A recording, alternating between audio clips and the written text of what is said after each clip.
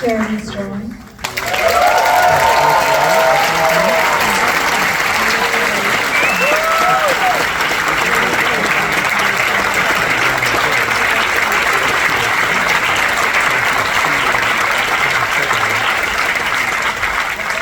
I put the director in the middle, Abbasi.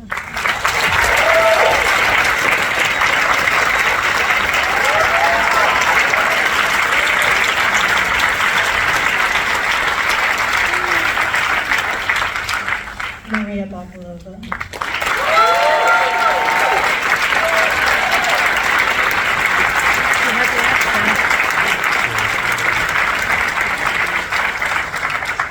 Martin Donovan.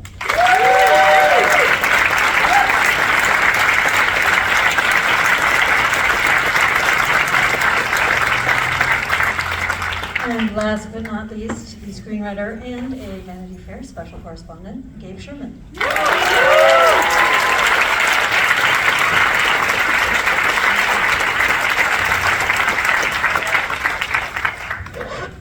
Welcome, everyone. So there is a lot to talk about. Sebastian, I'm going to start with you. You don't look like Donald Trump. I couldn't help but notice. So did our director. Very So, early on. And when I first saw the film, there were a couple things that jumped out at me right away that were very distinctively Trump, and it was the way you moved your mouth, which I had never noticed before, but now it's all I can see. And then also your walk. And I wanted to ask you about what it was like to transform into this, character who's also a very, very familiar person in all of our lives, and how that physical transformation took place, what it was like at the beginning, and how it took you over. Yeah, listen, I mean, it was a very daunting situation. Obviously, there's a lot of ideas about this person and noise and plenty that we have out there, and I was just trying to cut through all of it, get down back to the basics and the beginning of everything, and what's at the heart of the matter, at least what I was searching for. And in terms of the things that you're referring to, it's really a very technical process, like playing an instrument. You have to sit there every morning or night or day, and you get better at it every day. You start out slowly, and you're conscious of it, you're doing it, it's boring, it's by rote, and then eventually one day you wake up and it's kind of like there, you're not thinking about it. But there had to be obviously things about him that are familiar, and that I had to kind of find a way to get them in there without, not too much, not too little, and build it over time, and that's something we worked on and we're conscious of. But the idea was always to try to find the human being. And Jeremy, how much did you know about Roy Cohn when you took this role? I think I mainly knew about Roy through Tony Kushner's work and through Angels in America, and I'd seen Ron Lehman do it on stage, and I'd seen Pacino in the Mike Nichols film, and I almost didn't do the film for that alone, because it felt like it had been done so brilliantly and definitively. But Matt Tiernauer made a documentary a couple of years ago called "Where's My Roy Cohn" that I had seen, and he's a fascinating human being who a lot of people think is a personification of evil, and but it was like, I think we both felt a little bit like the guy Philip Petit walking across the Trade Center, on a wire. This one, the level of risk involved and how badly you could just crash and burn, and I think that drew us towards it, and also, and Gabe said this in a great piece for you guys last week. Like, we do live in such a hyper-polarized time where we either deify or demonize these people, and Roy Cohn has been almost only demonized and portrayed as a monster. And while I do think he was guilty of really unconscionable things and incalculable damage to people's lives, I feel like your job is to sort of see feelingly and find your way into the human being and try and embody that. So, yeah. So on that note, I'll throw it on to Gabe. Gabe, tell the audience a little bit about where this script came from. Well, the movie and the screenplay is as old as my 7-year-old daughter. I'm a journalist, and I've been writing about Trump on and off for almost 20 years now, which is scary. I think how old I am now. So I was covering Trump's 2016 campaign for then New York Magazine, and I was struck by something that Roger Stone and other people who had known Donald and Roy since the 80s said to me, that Trump really was just using the lessons that Roy Cohn taught him, where they would say things like, you know, he sounds a lot like Roy when he does these rallies. And it kind of just came to me in a flash that there could be a compelling drama that focuses on this central relationship and really the origin story, because, you know, obviously Trump is this larger than life figure, but he didn't come out of the womb that way. So it was really a dramatic exploration of how he was formed by this relationship, and obviously, you know, I'm just grateful that you know, Sebastian and Jeremy and Maria brought these characters to life. And you know, tonight Roger Stone tweeted that, you know, he had seen the film and that the, you know, Jeremy's performance of Roy was uncannily accurate. I just think that's a testament to, no matter like what your partisan background is, people are finding the humanity in these characters, and it's gratifying because that was the intent of the film. Ali? I know. That's obviously that's the review we all wait for. Roger Stone. 2 thumbs up. So Academy Award before your Academy Award. So Ali, there's something about Donald Trump and Roy Cohn that's a very American story, and you come to it with the perspective of someone who's part Iranian, part Danish. Yes, okay. How do you see this story sort of like from, you know, 1,000 feet up?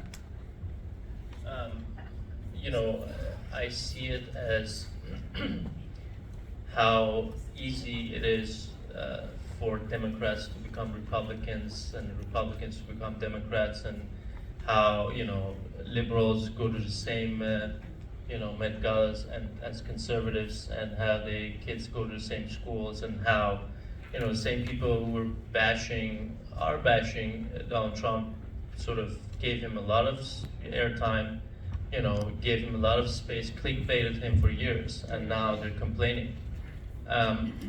You know, I grew up in Iran, and when you're in Middle East, you have this, it's almost like you're living downstream from this palace, you know, and the sewage goes through, you know, where you live.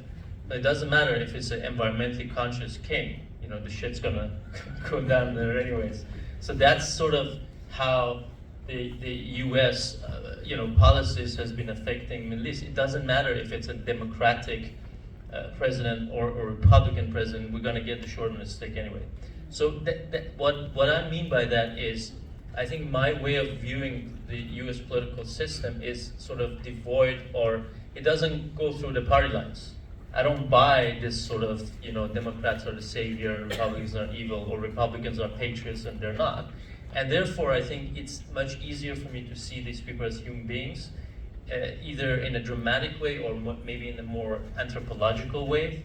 And that's what drew me to the project also, you know, because I think that, you know, when Gabe Navy came to me with this, I was thinking it's gonna be hippies. I was thinking like, okay, well, with all this sort of polarizing, you know, notion about him, this is gonna be, okay, you know, this is a guy who knows all his dirty secrets. And, you know, the interesting thing was there was a real ambition to understand these people.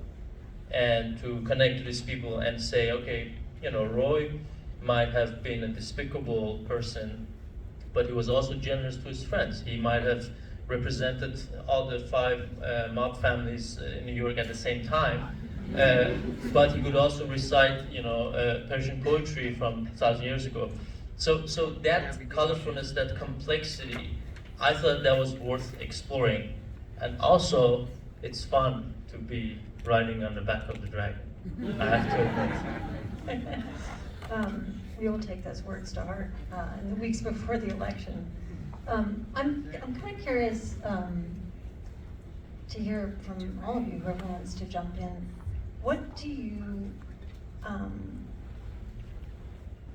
well, 2 things. What was one of the things that you learned, whether about the character you were playing, or some dimension of this story when you were working on the film that maybe you hadn't known or hadn't appreciated? And then my other question about all of that is, what do you want people to take away from it? And it's really hard when you put a piece of art into the world to you know, you can have certain intentions and then you can't control it. The work is out in the world, and that's happening now with this film. It could be very consequential. On the other hand, as we see in American politics, it's very hard to persuade people of anything that they don't already believe. So I'm curious, kind of what were you persuaded by when you were working on this project, and what do you want the audience to see in it that might surprise them? I don't know, Martin or Maria, if you want to jump in. Since Well, yeah, okay. I don't know where to start. I didn't know a lot about all these people. To be completely honest, I wish I knew more. And thank God we have this film now. Thank God that we got to work on this film for me to get to know a little bit more about Ivana, for example, because that's the person who I feel like I can talk about the most. I just knew that she grew up and she's been born in communist Czechoslovakia. I've been born and raised in Bulgaria, post-communism. So that's the part that I felt related to her. I knew that she's been a fashion icon. I knew that she's been a model, and that she's been married to the former president of America. Starting to do my research about her, I got actually really interested to the point of like having somebody like her back in the 70s, 80s, and being so bold to stand up for your own and to want to be treated equally and to want to demand your position and your word to be heard. And it's a woman that's been too much ahead of her time. It's interesting, it's inspirational in a lot of ways. Yeah, she's a complex character. She has moments that you can empathize with her, you find moments that you can criticize her as well. But it's been interesting to get to know more about her.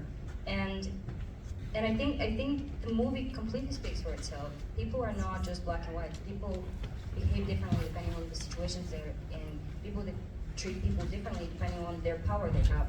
And the movie itself, I feel like it's not just about these 3 people.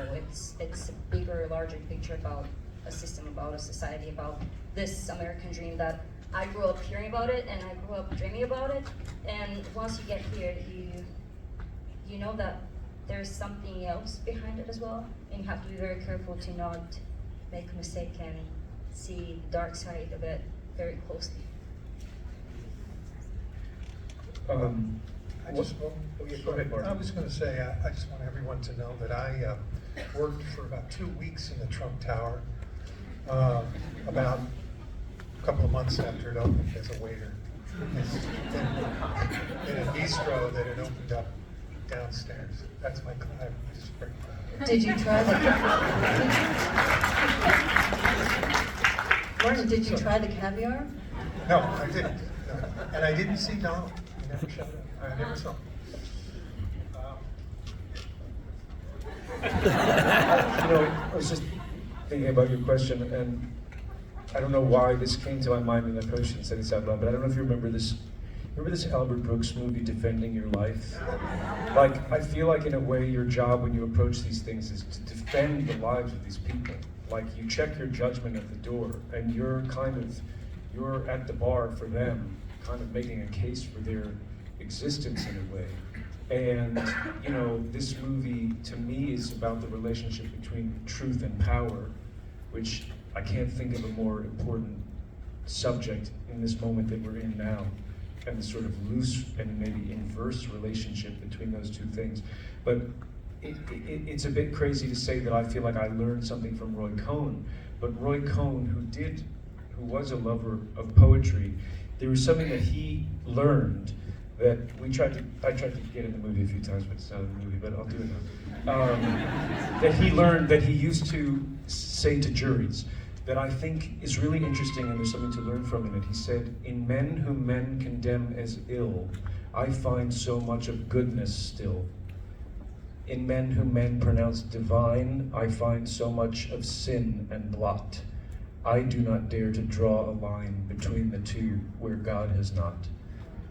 And, you know, we're all drawing that line now so easily and so firmly. And I think it's kind of radical to make a film that elides that line and invites us to maybe look at ourselves and at each other in a different way.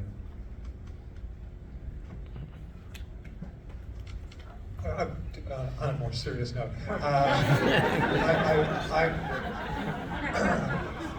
I wanted to say, speaking for myself more seriously, sorry. Ali gave us this playground to play in, and I have to say that this was one of the more liberating experiences, acting experiences I've ever had because of Ali. All the other actors will tell you the same thing, that he just created this space where we could live and breathe and lots of improvisation. Just let us go. And it was liberating because it was somebody that it was so far away from me. But dealing with the judgments and all, which is, you know, Jeremy's, that's a beautiful poem, and I agree with him. I guess I just don't tend toward that problem when I've played some really despicable people as an actor. And I think it's already been said by Jeremy, just my job is to make them human. You know, my job is to make it very difficult for the audience to hate them, as far as I'm concerned, if they're doing something despicable. Not that you cop out or shy away from their despicable qualities, but you try to tell some kind of truth that Jeremy was describing. But for me, this was a very, very gratifying experience, and working with these actors, and Ali was just fantastic.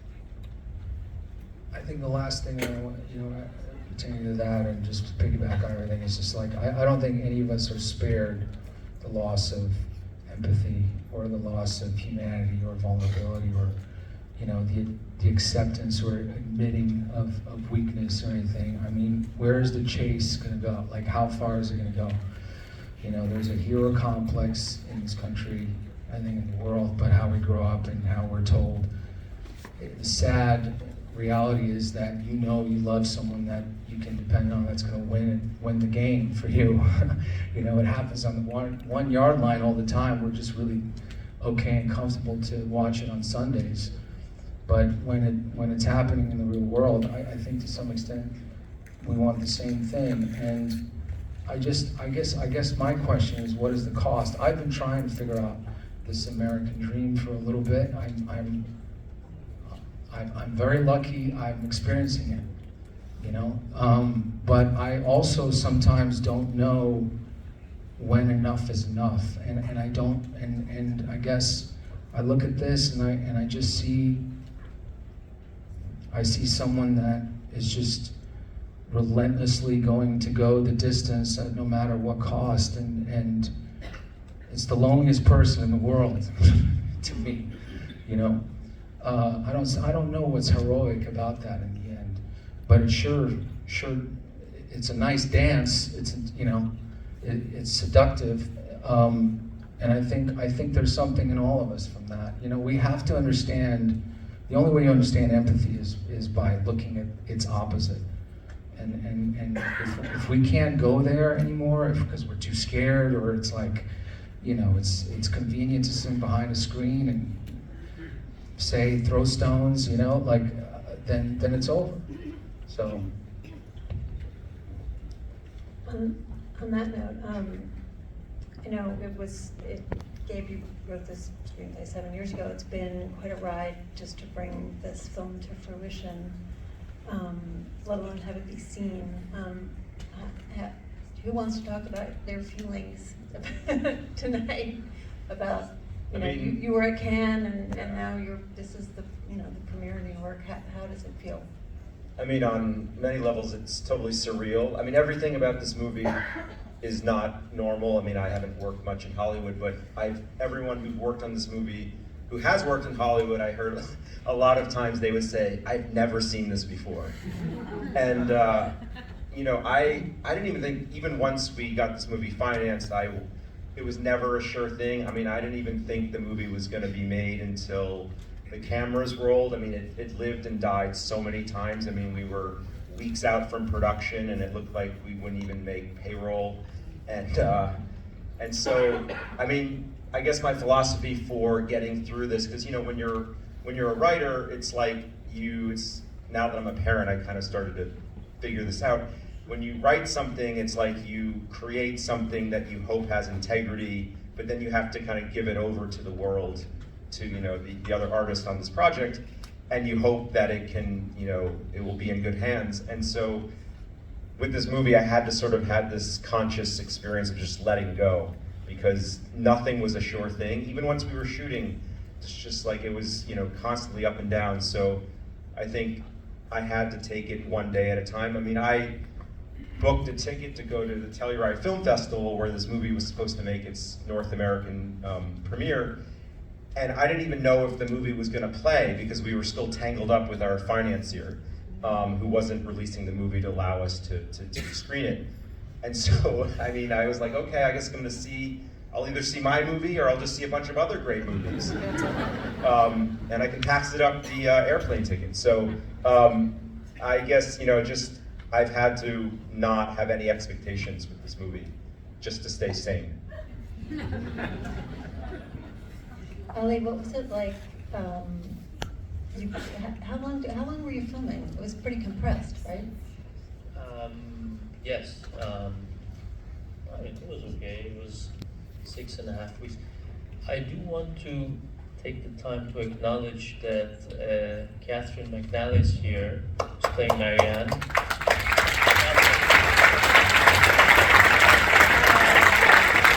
And Ben Sullivan is here, who's playing Russell.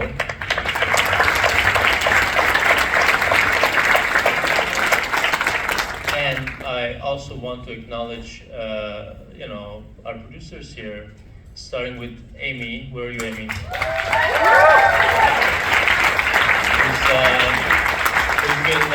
Who's been called liberal by a lot of people who thought that it's a mistake to make this movie, and you know that only liberal people would do that, and only crazy people would do that. And it never gets made, and also, you know, you showed them, I guess, didn't you?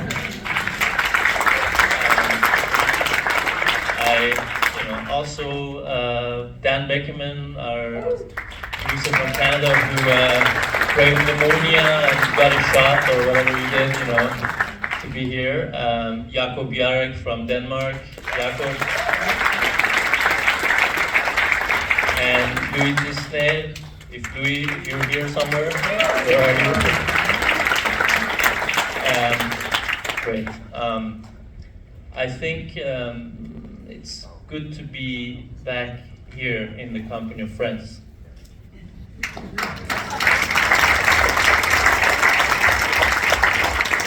can't stop thinking about what you said about Trump being the loneliest man in the world. Maria, can I come back to you for a second?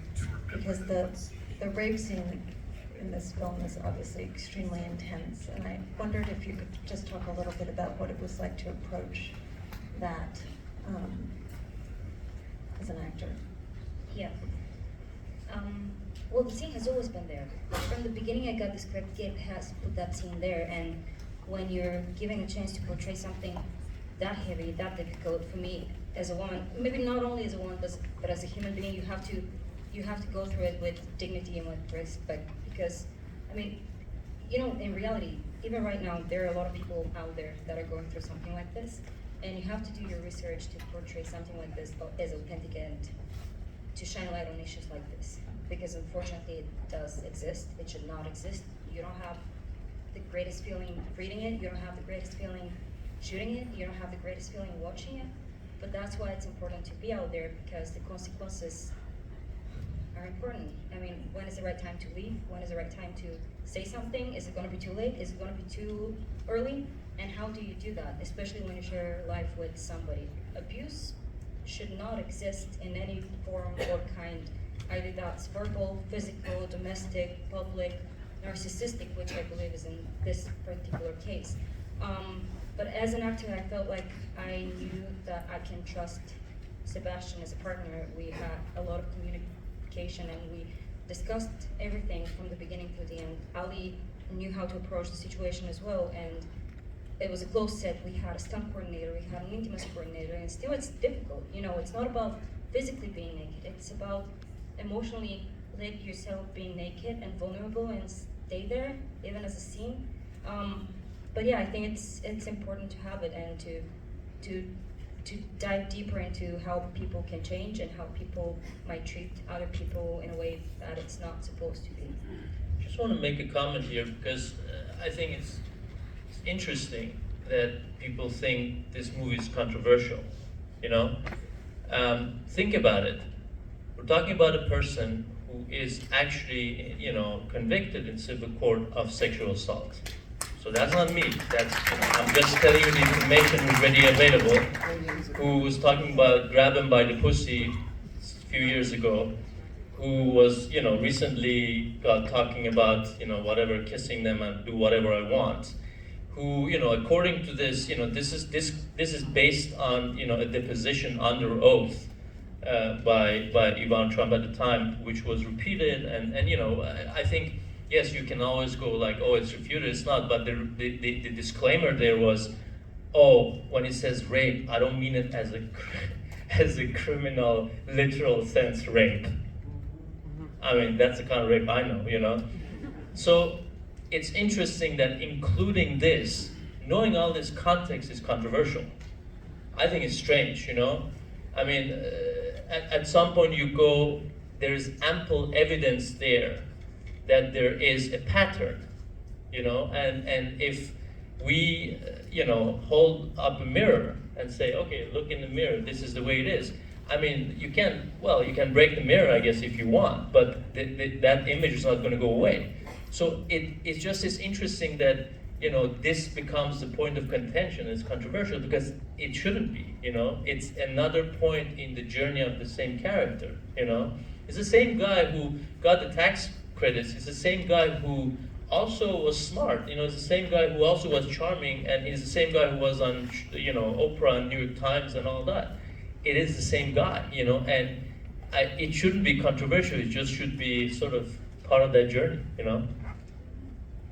But I think, just real quick, what I think this film hopefully can do in the culture is that, you know, Ali, you've talked about this as well in other settings.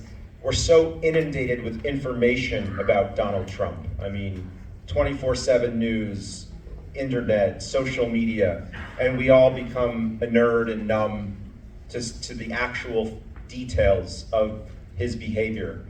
And what this film hopefully can do is make people actually experience and feel it on an emotional level, to actually spend physical time and space with these characters.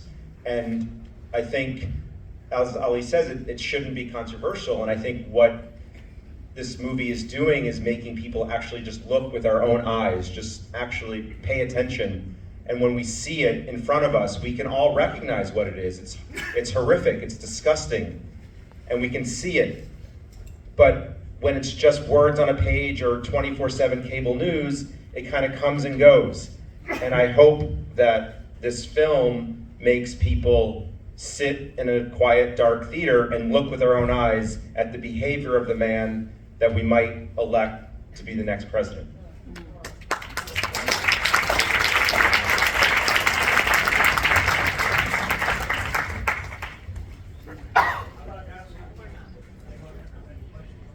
Do you have a question? Okay.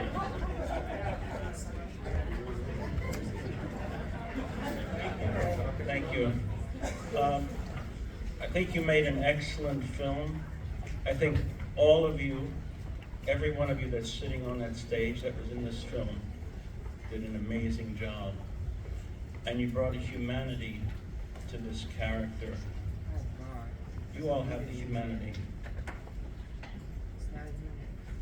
And you brought humanity to this character.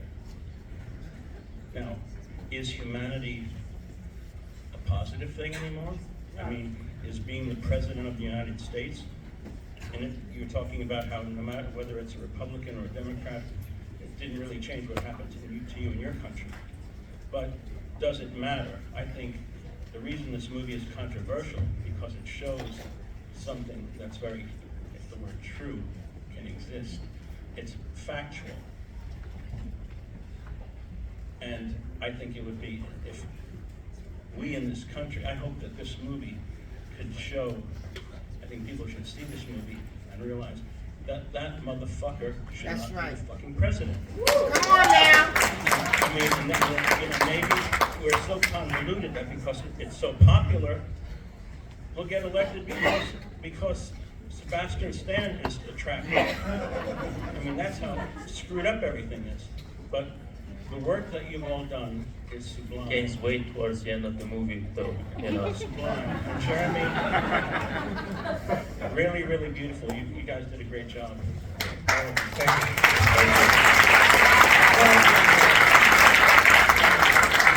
I think that might be our note to end.